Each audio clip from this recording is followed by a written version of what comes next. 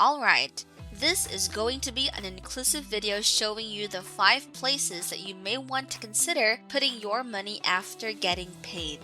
Most people can't get past the second step, but if you follow along and implement all 5 steps, then you could find yourself in a better financial situation than you were in previously. This is our main goal as a channel that makes tutorials about money and budgeting.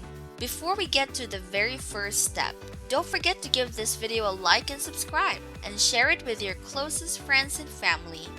Let's get started. It is very important to understand why people who are earning $60,000, $70,000, or $80,000 per year or more are still struggling financially. Why is it that they are under such a large amount of debt? Is it because the economy has turned against them? Is there a large wealth gap? Or are we being taxed too much? What is the problem here? While all of these are factors that can have an effect on people's ability to pay their bills, what really comes down to the very first factor? Most people don't understand how to manage their finances because it was never taught in schools or by our parents. In most cases, some of our parents are in the same financial situation that other people may end up in. It's essentially just a system that trickles down, and hopefully we can provide some value in this video. It turns out that 40% of Americans can't afford to pay a $400 emergency expense. They can't afford to pay it because they are in such a financial hole at the moment that they will never be able to dig themselves out of that hole. Hopefully we can provide some value here. Let's talk about the first place you want to put your money after getting paid. 1. Retirement fund. If you live in America, you might be able to take advantage of a 401k plan that your employer might provide. There are options if you don't have a 401k, but taking money out before you even see your paycheck through something like a 401k can certainly help you in building that future that you may be looking for. Because as one of the worst things in the world, as many people have said, and it is certainly true, the only thing worse than dying is running out of money before you die. We would rather be alive than dead. But the idea of running out of money before you die is certainly a depressing one. Sadly, it can happen to people, and we hope that it won't happen to you. If you are in your 20s right now, and you think that you are not going to retire until 40 years later, what's the point of saving for retirement? This is an excellent time to begin saving, putting 5 to 15% of your income into something like a 401k before you even see your paycheck, especially if your employer is willing to match that contribution. It is something to think about. Just keep in mind that we are not financial advisors, and we need you to understand that there are risks involved with any financial decision that you make, especially when it comes to your investments. You need to make your own financial decisions about what you are going to do with it.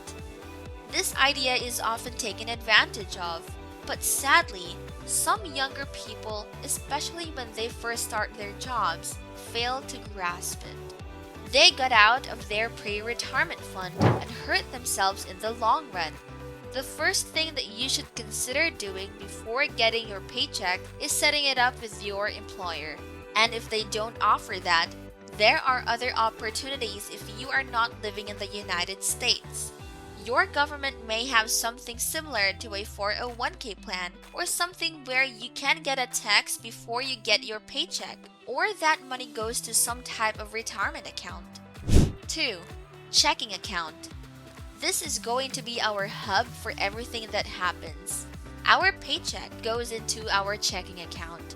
And like we said earlier, this is as far as most people get. 90% of the population gets money into their checking account to pay for a check and deposit it. It's always better to directly deposit it, and if you can set it up with your employer, that's great. 3. Paying for necessities.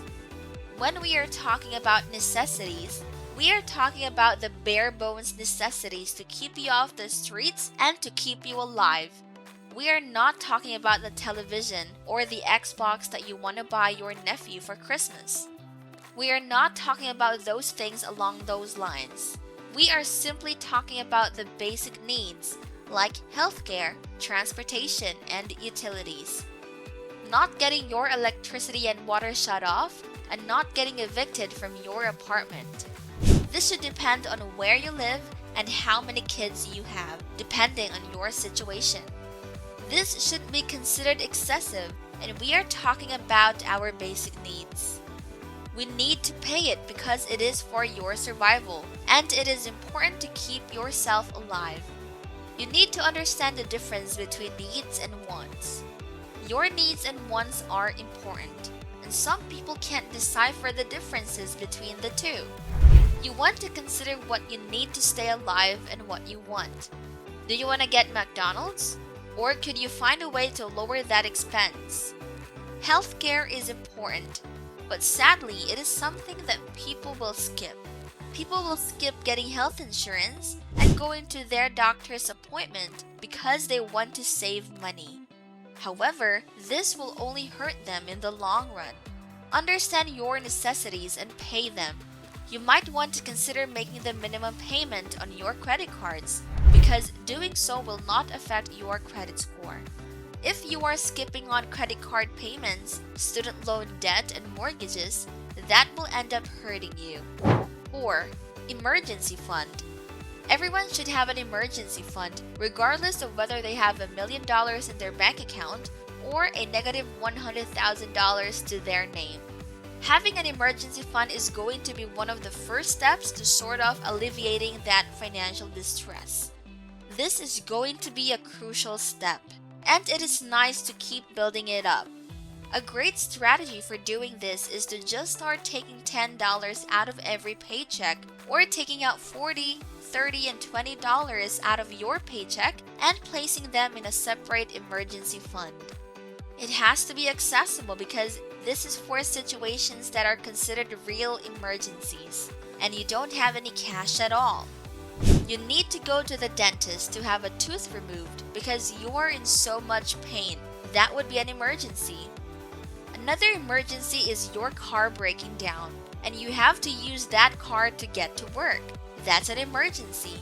And we are not talking about buying a Christmas present, eating outside, or going on vacation. This is strictly for emergencies. You want this to be liquid and easily accessible like a separate account, which is probably the best option. We would not consider having $2,500 in cash laying around, but like we said before, you can always start with a smaller amount and build it over time. If you have a family, consider making it a little higher, maybe closer to $50,000 in case something happens. Maybe you need to pay some medical expenses, and you have that money on hand. If you are in debt, this is important because you are at the $0 mark, and you don't have an emergency fund every time. There's a little expense you might have to start digging a little deeper in debt to pay that off. Just having an emergency fund can already be a big help. 5. Paying off your debt. Once you build that emergency fund, you now want to consider how to pay off your debt. There are multiple ways to do this, depending on what type of person you are and how much debt you have. There are 2 different strategies for paying off your debt. The first is called the Snowball Method, and the second is called the Avalanche Method. These 2 strategies are for people who are struggling financially, have a large amount of debt, and are trying their best to stay motivated in paying off their debt. They should try the Snowball Method. The Snowball Method is the type of method where you should tackle the lowest balance. We will give you an example. Let's say that your car loan only has $1,600 left on it. You should tackle that one first. No matter what the interest rate is, you should pay off the debt with the smallest balance first.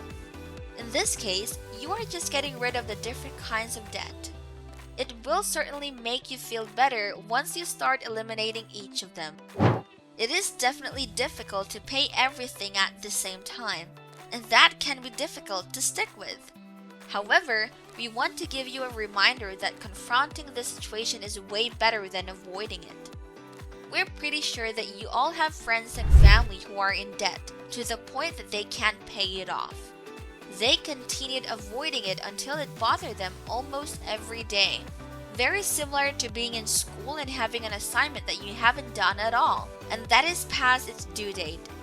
That is one of the worst things you could do for yourself, and we hope that isn't happening in your life. The Avalanche Method can save you more money, but it still depends on what type of person you are and how much you can actually focus without losing some type of logic. The Avalanche Method is the opposite of the Snowball Method when it comes to tackling debt. Rather than tackling the debts with the lowest balance, tackle the debt with the highest interest rates. Let's say that you have credit card debt of $20,000. It's a large amount, and you also have $1,600 for your car payment. And lastly, something in your personal loans. The most important thing here is that you are simply eradicating those 5 steps of debt while at the same time paying those minimum payments.